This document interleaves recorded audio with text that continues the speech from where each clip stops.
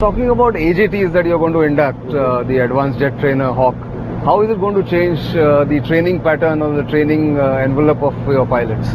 Well, it will not really the pattern. What it will change is the profile. Okay. You know, as compared to the basic trainers, which were, as the name implies, rather basic. The future requirement of the Navy is going to be for pilots, for young pilots, to fly MiG-29Ks and hopefully as early as possible the LCA-Navy. Correct. These are high-performance jet aircraft. That's right. And therefore even the trainer has to be a high-performance jet trainer. And that is the requirement that the AJT meets. Right. It's a high-performance jet trainer.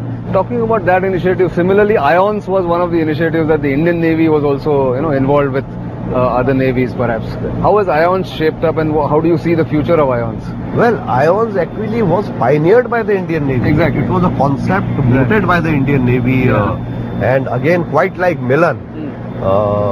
It has snowballed in mass, in gravitas, and everyone wants to be a member. Okay. And the number of requests that we have received from front-ranking navies to become a member, and of course we had again wanted it to be a sort of a collaborative, cooperative process, and we said we'll not retain the chairmanship forever, and every 2 years we'll rotate it.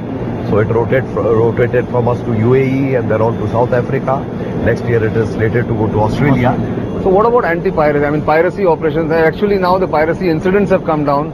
Has it helped that Indian Navy has been there for about 5 years now in Gulf of Aden from 2008? No, certainly I would like to believe that the Indian Navy in particular had a major role to play along with many other world navies in the incidences of piracy having come down. They indeed have come down, and but they haven't gone away.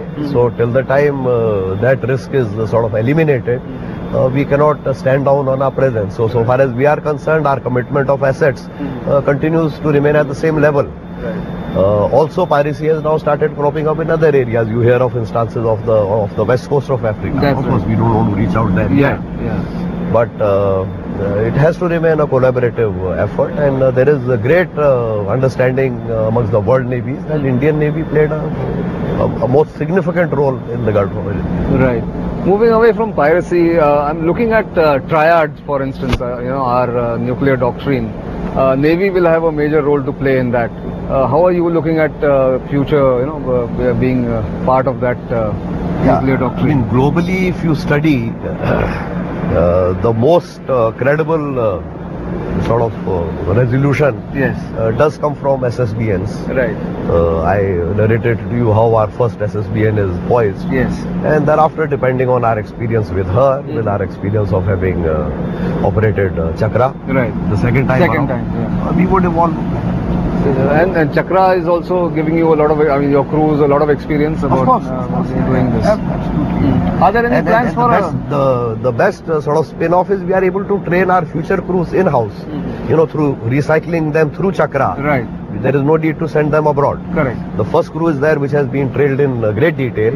As it hands over to the second crew through a process of structured training, as also OJT, on-job training, you have a second set of crew ready and a third set. So therefore there are these crews are available to man any such assets. And they are going to be follow-up of our own indigenous Arihant kind of a thing which will happen.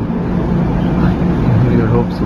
Okay. What about, also, you've also spoken about welfare of your human resource. That's one of your major tasks, I guess.